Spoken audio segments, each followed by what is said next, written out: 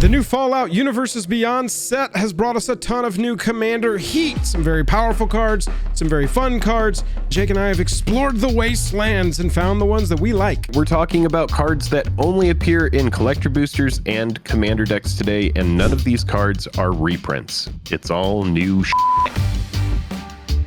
Highest level of gratitude to our patrons who power the channel through Patreon. Check out the Patreon link in the description to learn about monthly giveaways, VIP Discord access, and even our official playmat. Big thanks to our channel sponsors. Card Conduit, that is a great spot to sell your singles. TCG Player, that's where you need to go if you want to buy cards. Save a little bit of money, go find a seller over there. Dragon Shield. Dragon Shield! We've been using these sleeves for years and we're not going to stop using them. Make sure to go buy Dragon Shields. MTG Stocks for charting the price of cards and so many other features. And then finally Momoxfield for organizing your decks. Whenever a creature you control attacks, if it enlisted a creature this combat, the creature that attacked gains double strike until end of turn. If that creature's power is 4 or greater, draw a card. So let me simplify here. We've got Aradesh and we've got a 3 power creature on the battlefield. Aradesh attacks, we're gonna tap that 3 power creature, we've enlisted it. Now Aradesh's power is 4, the toughness remains 4, it gains double strike because we do that when Aradesh enlists something, or a creature that enlists a creature does the attack, and we're gonna get to draw a card. This, I mean, it sounds like there's a lot of value on here for an attacking deck in particular. You know, when you play a big splashy bomb type creature and it has sort of an enchantment type effect where you just want that creature to sit. You know, something that comes to mind is like a Jin-Cataxias or like a Shieldred or something like that. You're not swinging with it because your opponents are obviously going to block it. Seems like a good creature to enlist, right? You keep its effect, but you get to add that power to Aradesh, and now Aradesh is swinging for the fences and you're drawing cards. This seems strong. Yeah, absolutely it does. I agree. Next up, we have Alpha Deathclaw. I do love the design of the Deathclaws from this game. Makes me want to play this game. 1 green, 1 black, and 4 other for a 6/6. We got a Lizard Mutant, and it's got Menace, it's got Trample. And when Alpha Deathclaw enters the battlefield or becomes monstrous, destroy target permanent. And then it's got Monstrosity 4. So if you don't know what that is, you activate this, and if this creature isn't monstrous, you can put 4 1/1 counters on it and it becomes monstrous. And you can do that at instant speed as long as you have that mana, is my understanding. Big threat, obviously. Menace and Trample. It's really hard to block this thing effectively. Yes. ETBs destroys any permanent. It can eat a land. And then the next turn, if you don't miss your land or mana increase there by 1, you're able to pay more mana into it, make it a bigger threat, and destroy another any permanent on the board. Seems really strong casual, you know, fun top end for a deck that wants to group a threat with some removal. I think I love this. I honestly, I love the design of this card. I love that it's always going to pretty much 2 for 1, right? You know it's going to come in and destroy something, and then you know it's going to trade very well, right? Oh, yeah. At minimum, it will 2 for 1. And then if you do use its ability, it's going to 3 for 1. And then depending on how blocking goes, this thing could even 4 for 1, 5 for 1. It's just a fantastic card. And even though it's big and bulky, it's fun. Big, fun monster. But let's remove it with Atomize. A green, a black, and 2 for an instant speed destroy target non-land permanent, but any permanent that's not a land, still super valuable. And you get to proliferate. Why not? And obviously Atraxa's the first thing that comes to mind, right? Is destroy target non-land permanent, proliferate. We do have a card that destroys a creature, spread the sickness. You remember this old card, but I think it's like 6 cost or something like that. And I'm pretty sure it's sorcery speed as well. I like this a lot more at 4 mana and instant speed. Destroying something, I said this in the short that I made as well, but this card, it's pretty casual at 4 mana. It's, when you think about removal spells, it's pretty top heavy. But when you add that proliferate on there, being able to destroy something and proliferate is pretty notable. Yep, we've gotten a lot of Saproling love recently too in the last few years, and so those typically are black-green, and that card will be good in there. Automated assembly line. I'll let you guess which deck this comes out of. 1 white, 1 other for an artifact. Whenever 1 or more artifact creatures you control deal combat damage to a player, you get energy, an energy counter. And you can pay 3 energy and create a tap 3/3 colorless robot artifact creature token. Pretty sweet. Yeah. You passively get energy from attacking or dealing combat damage to a player, and then you can dump it into creating more robots. That first ability is really why it's on the list, because a lot of the very specific cards didn't make this list. That doesn't mean if they're not in this video, y'all, that they're not strong. There's a lot of like really specific aura and equipment, really specific energy cards that are great in those decks, but we're trying to keep it a little more generic in that, you know, if you don't really care about Fallout, you can just kind of scan through this video and see the cards that might go in a wider swath of decks and be a fun card or a good upgrade there. Automated assembly line feels like, to me, it can live on its own in a deck that's making a lot of Thopters and just getting in for little pings. Making 3 energy to create a 3/3 robot that will also then increase the amount of energy you're potentially pulling back when you attack and deal combat damage. I feel like in a vacuum, this one can operate on its own and increase, you know, have a permanent on the battlefield that's constantly increasing your artifact count. Yeah. I totally feel that. Looking at inventory management, this is one that kind of blew away everybody as soon as it came out. A white and red baby. for instant speed split second means this is happening, y'all. As long as it's on the stack, players can't cast spells, aka counterspell, or activate abilities that aren't mana abilities. For each aura and equipment you control, you may attach it to a creature you control. Jake, you don't even have to have anything equipped. You can just attack with all of your tokens, whichever one gets through, instant speed suited up with everything you have. And then shuffle up and go to the next game because you have won with a glorious triumphant strike. So you can also, it is notable, but it might seem obvious, you can move all of your existing auras to something else with this card as well, which is pretty sweet. So when you're thinking of something like all that glitters, you know, like that kind of thing, just swapping hands instantly. Yeah, it's a massive killing blow. This just seems like a card that's going to win the game a lot. Yeah, this card is honestly bullshit. Next up, we have Marcus, Mutant Mayor. 1 blue, 1 green, and 3 other for a 4/4 legendary creature, Mutant Advisor, Vigi Trample. Whenever a creature you control deals combat damage to a player, draw a card if that creature has a 1/1 counter on it. If it doesn't, put a 1/1 counter on it. So for counter synergy in these colors, seems like an auto include, right? Yeah, absolutely. And I think that it could also play well in the right sort of deck wider than just a straight up, this is a +1 counter deck, because it puts the +1 counter on there. If you've got flying birds, you know, in your deck that includes blue and green, lots of them being made, they get through, they grow to 2/2, and then they're drawing and then cards. The next turn we're drawing cards, right? Exactly. Right. Yeah. I mean, obviously I love the art. That's my dad in college. I had to grab this one for the list, but I feel like, again, this is one where it's got a specific synergy that it reads as, but it could be good in the right deck regardless. It's a commander. Yeah, it's exactly. Like, play it with like Murmuring Mystic and that kind of stuff and really get the most out of.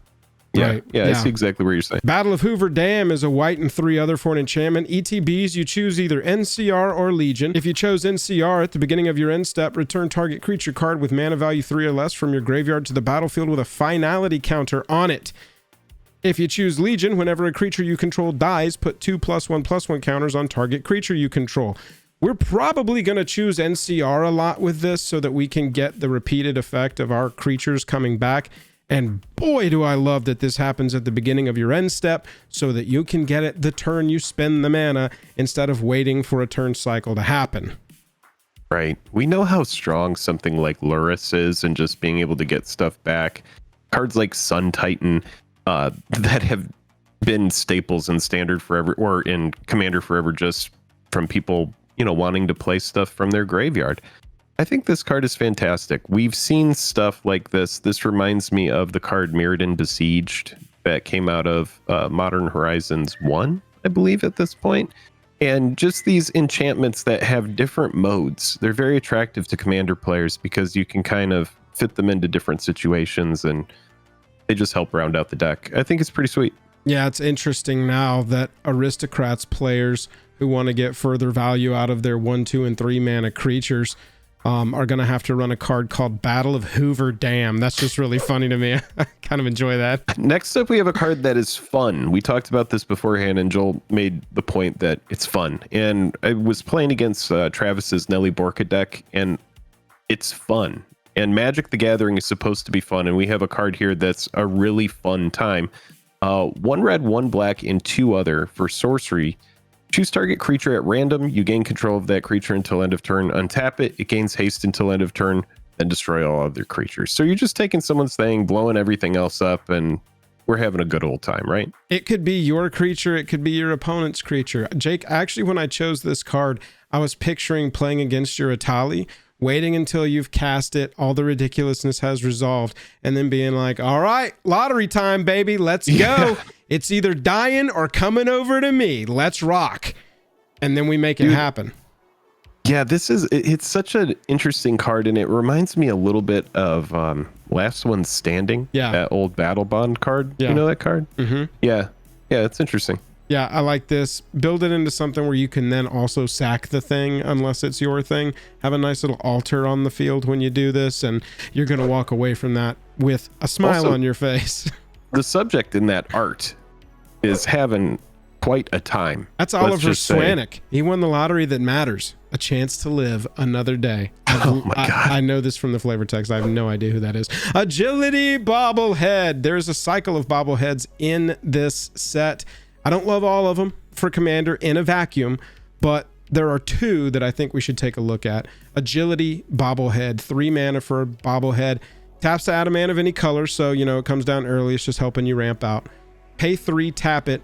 Up to X target creatures you control each gain haste until end of turn and can't be blocked this turn except by creatures with haste, where X is the number of bobbleheads you control as you activate this ability. What I was trying to do is analyze the floor on these, and the floor of this is 3 mana, 1 creature, gains haste and can't be blocked except by things with haste. And that seems really strong to me. It seems really strong, and I want chat right now or people to go in the comments and tell us, has there ever been a better monolith? Because people talk about this all the time, the 3-cost mana rock that comes in and it just floats 1 mana of any color, and how it's like people just hate running that, right? They'd rather run 2-cost mana rocks. Yeah.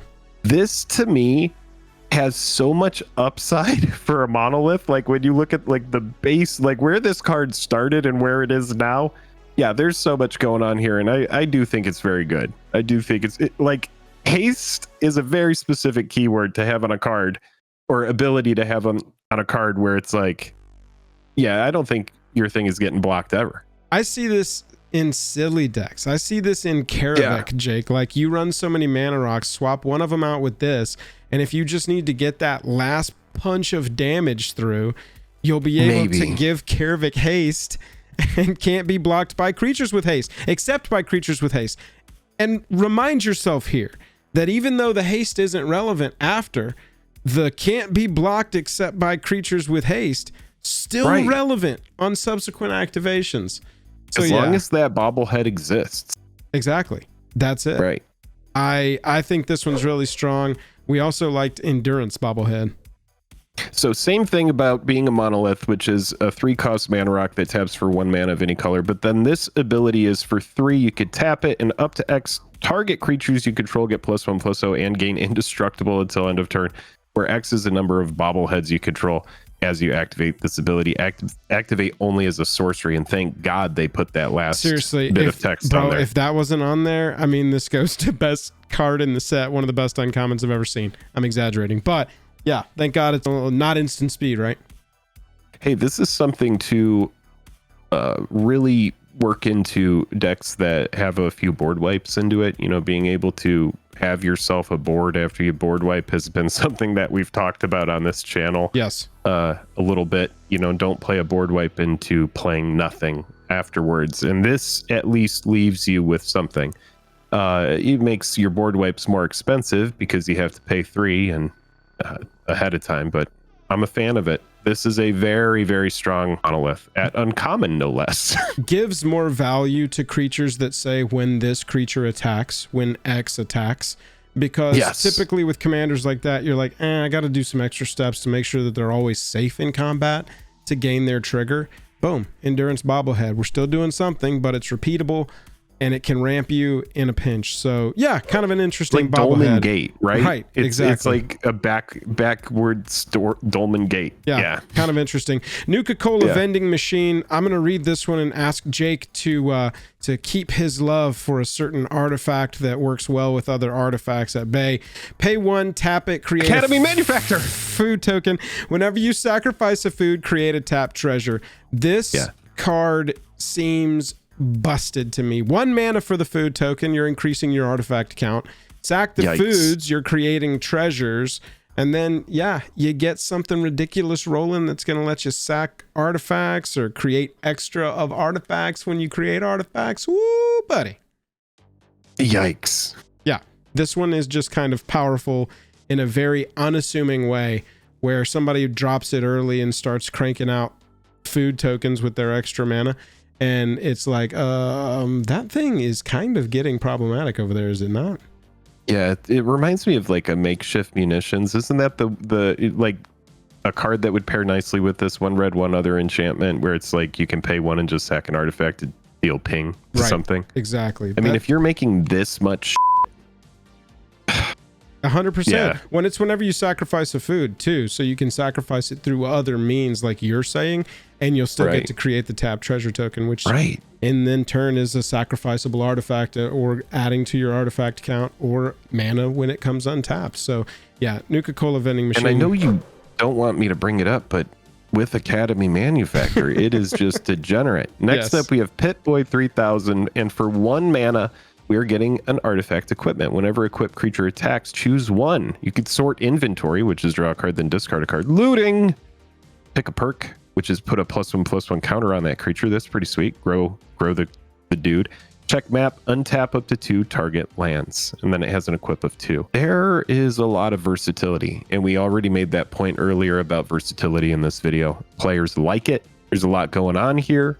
It seems like if I ever put SRAM together, this would be an auto include in that deck. Reminds me a lot of Umezawa's Jite, just for the pure fact of versatility, having a lot of options on the attack trigger for Pitboy 3000. Cards, decks like Ishin, anything that deals with attacking, anything that's just creating creature tokens, throw it out there and you can loot, throw it out there and you can untap 2 lands. Think that this will be an artifact equipment that people go back to. I'm glad that they designed something so iconic in a strong way, but not like 1 ring strong. However, it's a card that people will want, and it's a cool iconic artifact from that universe beyond, I like that it happens on the attack as well. You can grow the dude before the attack. Yeah. It's kind of cool. Right. Yeah, exactly. Silver Shroud costume here to make Whisper Silk Cloak question itself and wonder if it's going to get run very often anymore. 2 mana artifact equipment with flash. Says when Silver Shroud costume enters the battlefield, attach it to target creature you control. That creature gains Shroud until end of turn. Oopsie doopsie, your removal spell fizzles. Also, just equipped creature can't be blocked. The evolution. This has happened so much lately where we have these artifact equipment that have flash, and then you get to attach it immediately.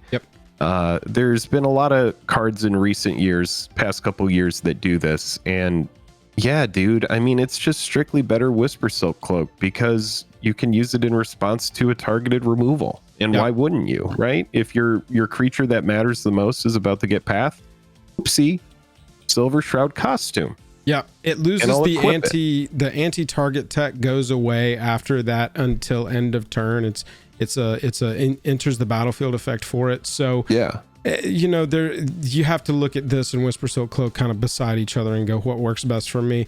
Looking at it for me is like, oh wow, now generically literally any commander deck is going to have access to 2 mana instant speed Shroud for their commander, and that's not irrelevant. I don't think. I think that that's something that people should consider. You're always wanting to build in protection for your commander, especially if your entire synergy revolves around it. It's not just some value play or win con out of the command zone. I like Silver Shroud costume a lot. It's pretty crazy. Yeah, the equip and the casting costs are backwards from Whisper Silk. So there will be some people that are like, that equip 3 makes a big difference.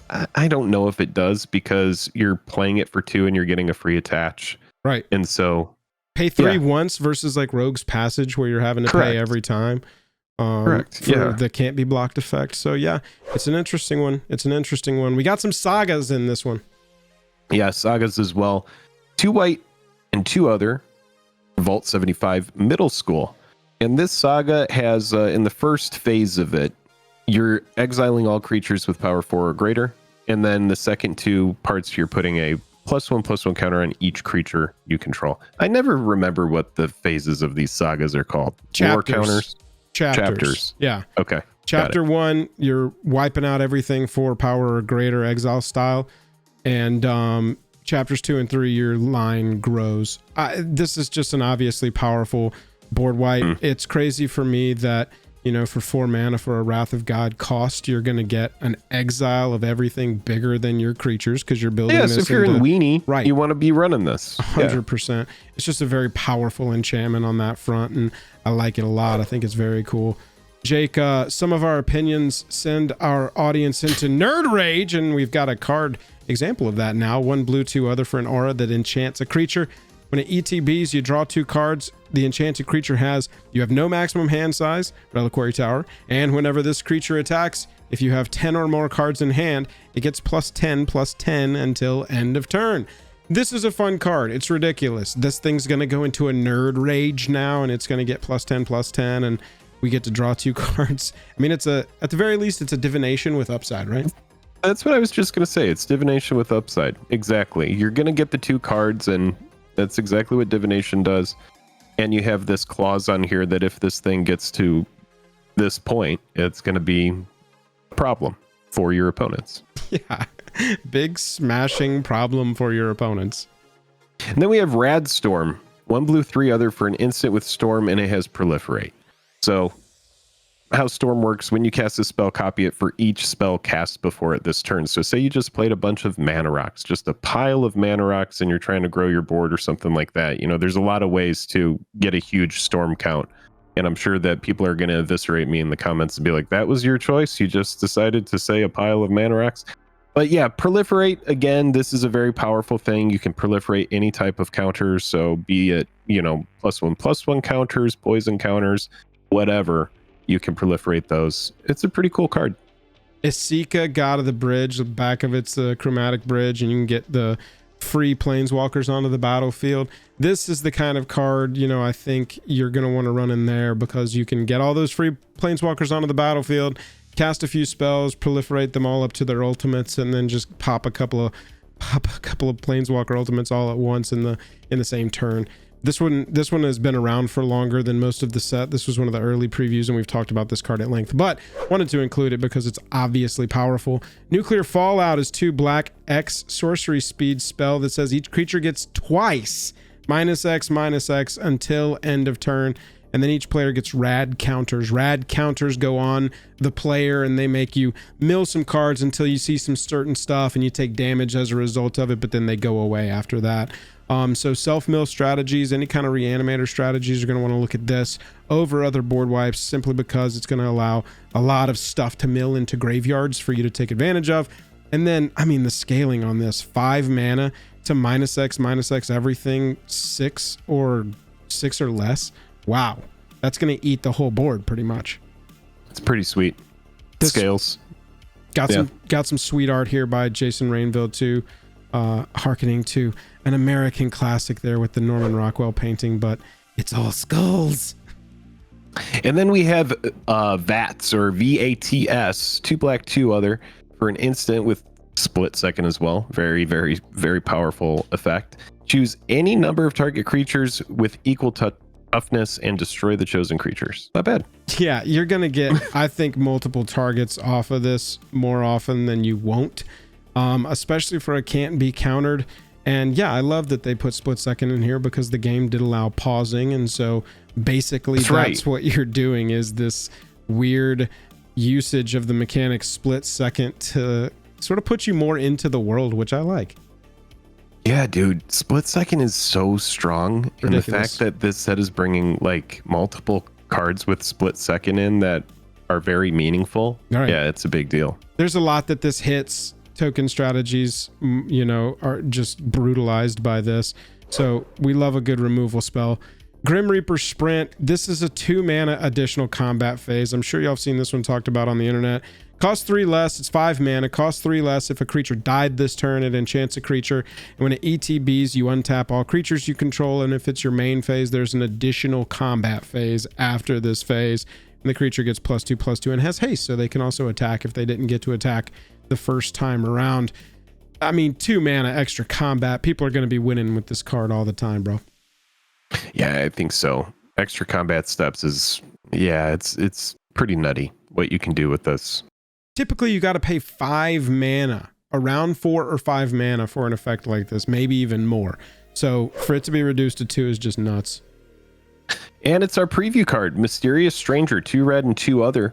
For a human rogue with flash, 3/2, when Mysterious Stranger enters the battlefield, for each graveyard with an instant or sorcery card in it, exile target instant or sorcery card from that graveyard. 2 or more cards are exiled this way. Choose one of them at random and copy it. You may cast the copy without paying its mana cost. So you get to pick the cards, but it's going to end up being random what the final effect is. And yeah, I think it's pretty cool.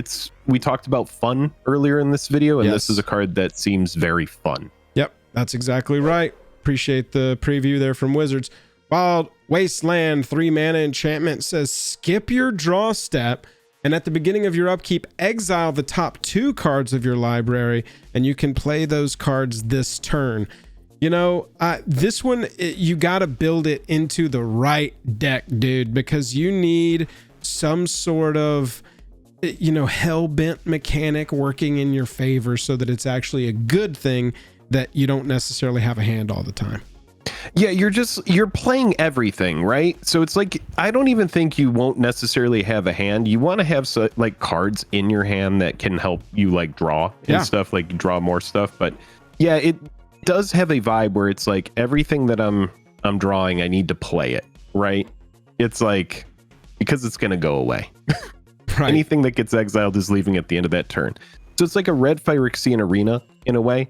It's just like for the player that wants to dump everything on the board and just have insane velocity. I think you're absolutely right, though. It needs to be built into the right niche deck, and I'm excited to see where it gets played. But yeah, you're right also that it doesn't say discard your hand at the end of turn or anything like that. So having permanents like Temple Bell, I'll use the worst example I can think of, is going to allow you to still have cards to play. You're just skipping your draw step. You won't be doing that one, but we're going to replace it with this effect. Yeah, we're going to have a different card in here that draws so that we can, you know, I think there's something here for sure. And then obviously any commanders that say when you play things from exile, there's a few good, strong, commanders nowadays that you can choose from that like things being cast from exile. Wild Wasteland is exactly where you want to be living. Jake, an instant speed uncommon here in Breakdown is next up. Yeah, Breakdown, 1 green, 2 other for an instant speed, and this is going to look a lot like a expensive Naturalize, right? And you want to play a Naturalized type effect in Commander, but sometimes you just can't justify how narrow it is until you add something that is a pseudo draw. So we were just talking about the impulse draw from Wild Wasteland, and this is going to work the same kind of way. You sacrifice that junk token, you can exile the top card of your library, and you may play that card this turn. You activate this only as a sorcery, but being able to destroy something, an artifact or enchantment at instant speed, is very good, and it gets better when you're able to get a pseudo draw out of it. Yeah, absolutely. Take a good card, add a mana, tack on, draw a card, basically. We'll play it. We'll take it. We'll run through it. We'll try it. Rampaging Yaai is a 3 mana X bear mutant, 2/2 with Vigi and Trample. It says Rampaging enters the battlefield with X +1/+1 counters on it. And when it ETBs, destroy any number of target artifacts and or enchantments with total mana value X or less. Every mana that you can pump into this is letting you wipe some stuff off. If you spend 6 mana on this, you're getting a Vigilant Trampling 5/5, and you can destroy 3 total mana value of artifacts and enchantments across the board. Like, I feel like we would run that, and then this scales up as you get more mana. Right. God, this card is so crazy. Yeah. Green gets the fun toys with the fun art, and Rampaging Yaai has really got a lot going for it for being a... where do they come up with this stuff? And then it has vigilance and trample as well. All right, whatever. It's a strong green creature that also removes stuff when it ETBs. And this card seems like it epitomizes green as well. Just going above and beyond to do things that make no total sense at all. Strongback, 1 green, 2 other for an enchantment aura. Equipped abilities you activate that target enchanted creature costs 3 less to activate. Aura spells you cast that target enchanted creature costs 3 less to cast. Oh my dear God.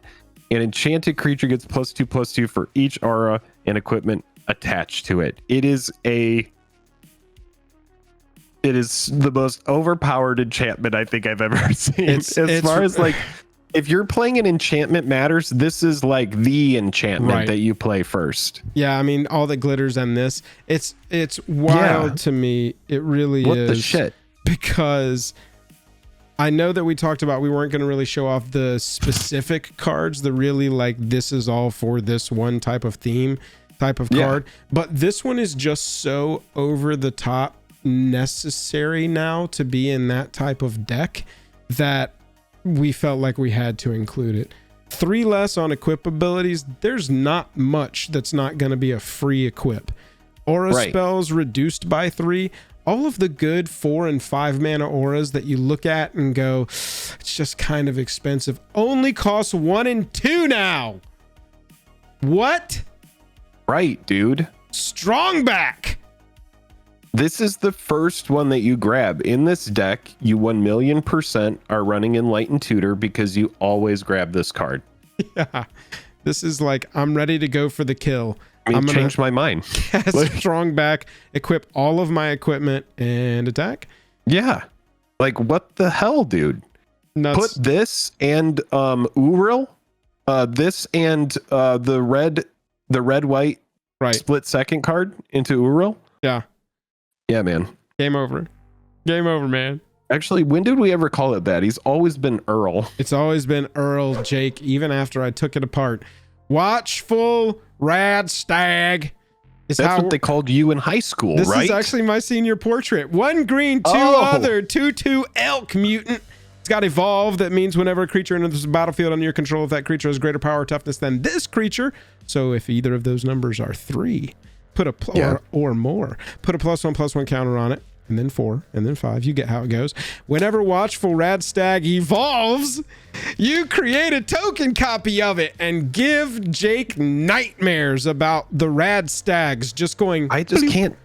I can't do math like this. I just can't. It doesn't work. So for what me. would happen here is you've got Watchful Rad Stag. You play a 3/3, for instance. This becomes a 3/3. And then you get Blunk, a token copy of the Rad Stag. Now, the token copies are not going to copy the +1/+1 counters. So the second one comes in as a 2/2. Then, let's say you play a 4/4. The 3/3 one becomes a 4/4, copies itself. The 2/2 becomes a 3/3, copies itself. And you get that face out of Jake sitting across the table. As I'm like, okay, now I'm going to sack my 5 treasures and I'm going to play a 5/5. And the 4/4 is going to become a 5/5, copy itself. The 4/4 is going to become the 3/3 is going to become a 4/4, copy itself. The 2/2 and the 2/2 both going to become 3/3s. They both copy themselves. Now explain it with doubling season. So Watchful Rad Stag is real good, and you'll have to do a lot of math real fast if you run it. I am going to play red just because that like hurts my brain to even think about it. Our patrons do so much in this channel and helping us make these videos and helping us have the time to make these videos. So we appreciate our patrons so much, and we hope all of you have a beautiful rest of your day. Bye.